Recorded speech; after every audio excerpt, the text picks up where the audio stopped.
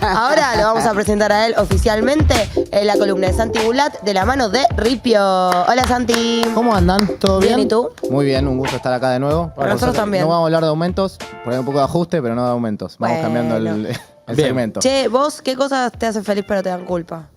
Veníamos hablando de eso. Cosas me hacen feliz, pero me dan culpa. Qué buena pregunta. No sé, no estoy seguro. Ay, Puede tengo ser que comer tengo que algo, pensarlo. puede ser comer algo, hacer algo, quedarte haciendo fiaca. No, Sí, no. quedarme haciendo fiaca sí me da mucha culpa. Yo soy bastante activo. El ocio. Y sí, el ocio me da un poco de culpa, es verdad. Pero es algo a trabajar, me dijo mi psicólogo. Sí, Claro, hay que Hermoso aprender el a ocio. tener ocio. No Es puedes algo a estar siempre trabajar. haciendo No, cuentas. pero es verdad, ¿eh? Sí, eso me pasa. Mucho. ¿Viste? Hay mucha gente que Me lo levanto hace, tarde y digo, no, ¿qué hice? Perdí el día. ¿Ah? Y en realidad, sí. No, Wow. está mal, está Y mal. ganaste durmiendo. Y gané durmiendo, claro, pero Horas no de logro sueño. ver esa parte, es cierto, es cierto. Ahí tenemos un punto. Bueno, Santi, ayer hubo cadena nacional. Hubo cadena nacional, poco tarde. Tuvieron el ministro de Economía, Luis Caputo, estuvo el ministro de Finanzas, el secretario de Finanzas, Pablo Quirno, estuvo del otro lado el presidente del Banco Central, Santiago Bausili, y el vicepresidente Vladimir Berning, y en el medio Javier Milei, 15 minutos de conferencia para anunciar lo que fue el resultado financiero, siempre hablando en términos fiscales, o sea, ingresos por encima de los gastos por 275.000 millones de pesos en marzo. Primera vez desde hace muchos años, desde el año 2008, que se llega a un primer trimestre con superávit financiero. Eso fue lo que fueron a festejar. 275.000 millones de pesos de superávit. Superávit. Así se dice. Ingresos por encima de gastos. Ok, ¿y es un monto muy alto o es un superávit Sí, ahí? en realidad hace mucho tiempo no pasaba esto. La contracara de esto es, bueno, cómo estamos llegando a eso. Que obviamente, bueno, iba a haber una marcha importante en caso de universidades, pero son muchos los segmentos en los cuales hay recortes fuertes. Ahí trajimos un cuadrito para verlo de cómo viene cayendo cada una de las partidas presupuestarias en el primer trimestre respecto del año pasado. Fíjense, perdón Poco si no se ve pequeñito. mucho, pero ahí tenemos, por ejemplo, esto es un gráfico del IARAF, que es un instituto que se dedica a temas fiscales. Lo que más cae, por ejemplo, son las transferencias hacia las provincias. Digo, lo que estamos viendo allá arriba, las transferencias de capital, todo lo que tiene que ver con Sí. hacer rutas, Que las cloacas demonizó, y demás. bastante eso Claro. ayer en el discurso. Menciona mucho que tiene que ver con la corrupción, por eso lo recorta, lo mismo con la inversión real. Eso el recorte es casi a cero. El ¿no? recorte Tipo es muy- 98, menos. Esto es en términos reales, básicamente. Esto es, si la inflación fue 100 y no te Ok. aumente nada, bueno, estamos Ok. contra eso. No es que necesariamente se fue a cero, pero sí, efectivamente hubo un recorte muy, muy importante. Transferencias corrientes hacia las provincias, que eso es más para gastos que necesitaban las provincias para pagar, por ejemplo, sueldos. Hay muchas provincias que si uno ve la estructura de esos gastos, casi el 90% se va en sueldos o jubilaciones que tienen que pagar. Entonces, como les impacta mucho que les deje de llegar transferencias de la nación, y algo que están haciendo es subir impuestos provinciales, ¿no? En los últimos tiempos. ¿Cuántos de estos ítems los va a tener que eventualmente corregir? ¿O esto es sostenible? Porque me parecía que parte de lo que él planteaba ayer era si es o no sostenible este ajuste. Mira, Sebi, tenemos el segundo, porque el segundo creo que todavía nos marca un poco más. Es un gráfico de torta que nos dice, jubilaciones Ahí está. se lleva el 35% del ajuste. ¿Ves esa gris, el más grande Sí. que estás viendo ahí? Son las jubilaciones y pensiones. Eso es lo que más se ha ajustado en este último tiempo, Sí. cosa que se contradice con lo que dijo ayer el presidente. El presidente dice, no estamos licuando, sino que estamos pasando la motosierra. Sí. O sea, están... Cosa que es la rara verdad porque él en otras notas había dicho que estaban licuando. Él mismo Claro, dijo. claro, y ahora lo salió a negar. Evidentemente es un discurso que ya no le está funcionando. Obviamente la fórmula de la jubilación sí es del gobierno anterior, entonces sigue tirándole Sí, todo a claramente. esto. Es así por el gobierno anterior, nosotros queremos cambiar la fórmula. Pero efectivamente, 35% del ajuste de hoy viene por jubilaciones y contribuciones, digamos, ¿no? Sí. Del otro lado, tenemos 15% de inversión directa, digamos, que está cayendo, que es todo lo que tiene que ver, como les decía, con rutas y demás. Subsidios a la energía, ya verán que lo hablamos la vez pasada, ahora Bien. están empezando a llegar Esto con es, aumento de las perdón, tarifas, lo que disminuyó el gasto lo que disminuyó el gasto. y explica el superávit, Y digamos. explica el superávit, Ok. correcto, exactamente. Porque de hecho, y es muy buena la pregunta, los impuestos que se recaudan están cayendo también. O sea, Claro. la recaudación viene cayendo.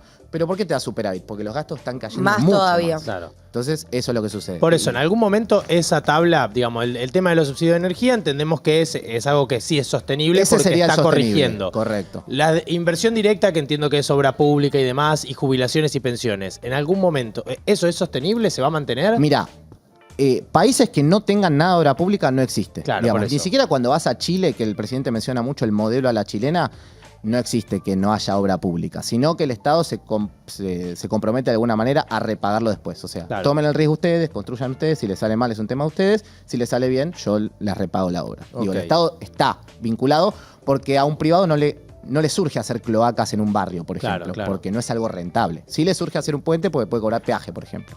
Entonces ahí hay como cosas distintas que algunas cosas sí puede llamar al sector privado y hay otras que no. Pero por ahora, cero de inversión privada para hacer estas cosas que todavía faltan.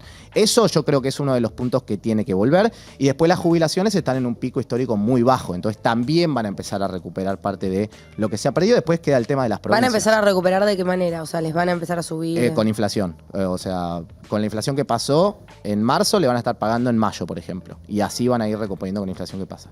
Pero hubo un trimestre en el cual no se recompuso por inflación. Que fue enero, febrero. Para el ciudadano común, ¿qué significa, qué beneficia esto de superávit? Bueno, la lógica detrás de esto es, si yo tengo superávit, no tengo que financiar un déficit. Esa es la definición de superávit. No, si tengo superávit, no tengo déficit. Y el déficit se financiaba de dos maneras. O emito deuda, que puede ser con el exterior, que fue más lo que hizo Macri en su momento, o emito moneda, que fue más lo que hizo Alberto Fernández. Esas fueron las dos formas de financiar el déficit. Milei dice que pedir deuda prestada, básicamente, vas a complicar a las generaciones futuras, pues le estás trasladando un problema de hoy hacia el futuro, y es un problema para la Argentina.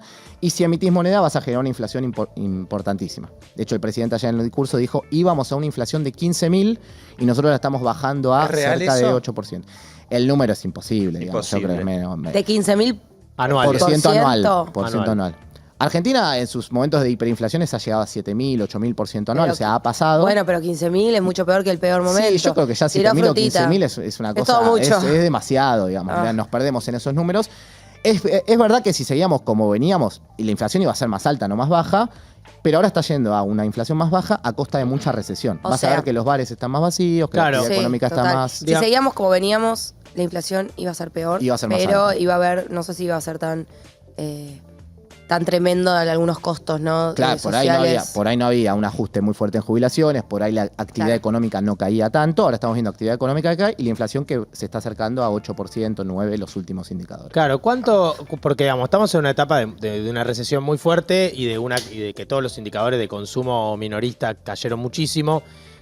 ¿Hasta dónde esa baja de inflación es sostenible en el sentido de cuando se empiece a recuperar el poder adquisitivo que no tenga un rebote inflacionario? Bueno, esa es una gran pregunta porque todos están diciendo, che, si me empiezan a aumentar los costos porque las paritarias vuelven y qué sé yo voy a empezar a aumentar un poco más y nunca termina esta pelota. Lo cierto es que muchos precios atrasados, y acá entró prepagas como uno de los grandes temas a ver si ajustaban o no, ya se ajustaron. O sea, tarifas tanto no lo vas a tener que subir todo el tiempo. Ya lo subiste una vez mucho, ya nos pegó a todos mucho y quizás después va ajustando por inflación, no sé, 8, 7, después 5, si la inflación va bajando. Entonces ya no vas a tener estos saltos tan abruptos de un montón de cosas que venían desajustadas. Y eso te va a dar la pauta de que se corrigieron lo que se llama precios relativos. O la nafta, por ejemplo. La nafta lo mismo. ¿Hay algo que quede todavía, que esté desfasado, digamos? Que digamos, che, acá sí te van a dar un sacudón. Los que van a dar la batalla ahora son las prepagas. Digamos, los que dicen, pero eso ¿estaba tan desfasado o se fueron un poco a la mierda también, no? Y en los números te da que estaban desfasados. O sea, que corresponde este precio que querían poner ahora, ¿es correcto? Bueno, digamos? No sé si es correcto ese precio en particular, pero sí se notaba que venían por debajo del resto, sobre todo porque los costos le habían aumentado. Los medicamentos, para la gente que compra medicamentos usualmente, sobre todo jubilados y demás, van a ver que subió mucho más que prepagas. Y las prepagas en gran parte se encargan de financiar 40, 50% de Lo que pasa es que lo que siempre también discutimos, es cierto, digamos, lo mismo que con el subsidio de energía y con casi todos los costos. Es verdad que los precios relativos estaban raros, tan cierto como que más allá de que si vos haces una corrección de precios relativos, pero de la mano de una licuación de ingresos tan grande, lo haces en el peor momento. Claro, por más que vos me digas, no, mirá, a mí los medicamentos me aumentaron. Sí, pero si a vos te aumentaron los medicamentos y a mí me aumentaron la prepaga, pero los salarios están pisados y encima le pones techo a la paritaria, es como muy difícil todo ese cálculo a la vez. Correcto. Y no es lo mismo que suba un precio que suba otro. Por ejemplo, digo, cada vez que sube el precio internacional de la soja, nosotros no nos enteramos porque la verdad es que no nos cambia, pues no somos grandes consumidores de soja, sube el precio de la carne y acá se nos... Santi, hay otra cosa que dijo ayer también en el discurso del presidente, que es, ya pasamos más de la mitad de este camino. O sea, de la parte fea, digamos. De la parte fea. bueno. Como digo, si sacás cuentas más de la mitad, vamos, ¿cuánto va? 5 meses de gestión ya. Y diciembre, sí, 4 o 5 Wow. meses. 4 o 5 meses Una vida. estaríamos ese sentido, cerca. Sí, estaríamos cerca si considera que en un año se resuelven los temas. Claro, sí, ¿Qué? esa es la meta. Y pasar este momento difícil que él dice, ¿qué sería en beneficio económico para los argentinos? Yo creo que él dice, ya ajustamos todos los precios relativos, esto que hablábamos con Eyal previamente, entonces a partir de ahora lo que toca es que los salarios sean el precio relativo que ya tiene que empezar a ajustar. O sea, si Me vemos, perdí. si vemos precios atrasados y precios que se habían adelantado mucho, Ok. hablamos de prepagas que habían quedado atrasadas, hablamos Nafta. de nafta, hablamos de... Eso ya ajustaron para arriba y los salarios todavía están ahí Falta abajo. ajustar esa parte. La que falta ajustar es el salario. Entonces, iríamos a lo que el presidente espera, es la inflación baja, los salarios vuelven a recuperar y ahora los salarios le empiezan a ganar la inflación. Ya pasó la parte más trágica de todo esto y ahora viene algo que es importante siempre para la Argentina, que es la cosecha gruesa, que es cuando entran mucho más dólares de los que se te van en el segundo trimestre de Argentina por la soja. Santi, decís que ahora tenemos una inflación de 8, ponele 9. Más o menos ¿Cuál fue 8. la peor que tuvimos? Como 20, ahora hace poco. 25 fue la de diciembre. Fa.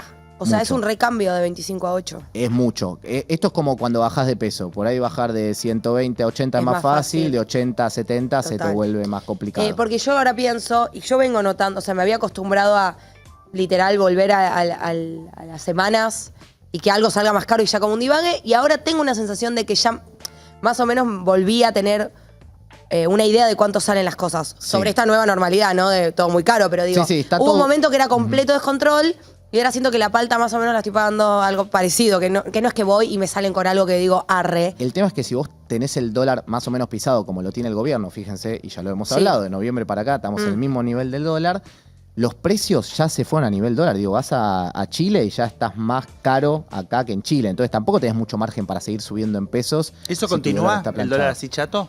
Sí, el dólar chato continúa y el gobierno no tiene ningún Interés en eso. en cambiarlo, digamos. Ok. Dice, por más que estemos quedando caros en dólares, yo no voy a subir el dólar y mi única regla fiscal es que yo no gasto más de lo que ingresa. ¿No había cierto rumor de que el dólar estaba empezando a quedar atrasado? Está pasando, sí. Y- Sí, hay bastante... Los economistas dicen eso. Y entonces, en general. y que El gobierno no lo avala. Dice, se van a tener que acostumbrar a convivir con este dólar.